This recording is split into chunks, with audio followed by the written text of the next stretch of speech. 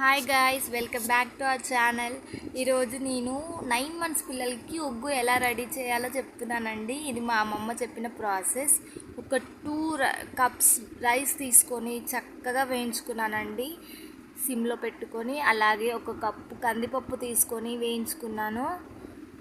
చక్కగా వేయించుకున్నాక ఒక కప్పు పెసరపప్పు కూడా తీసుకొని వేయించుకోండి.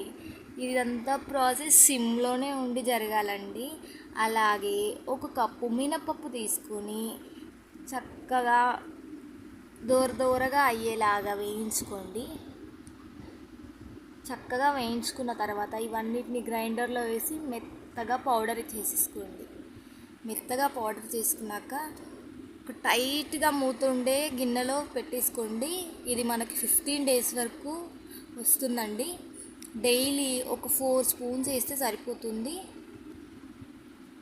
మనకి ఒక 2 glasses ఆఫ్ వాటర్లో ఒక 4 spoons ఈ పౌడర్ వేసి చక్కగా కలుపుకొని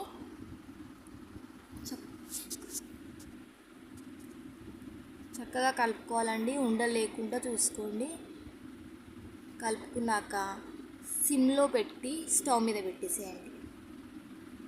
ఇది పిల్లలకి చాలా ఆరోగ్యకరంగా ఉంటుంది.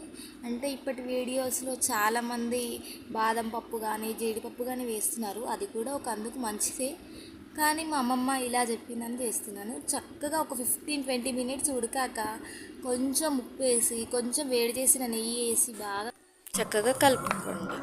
అంతే అండి, ఉగ్గు రెడీ అయిపోయింది. ఛానల్ని మాత్రం సబ్స్క్రైబ్ చేయండి.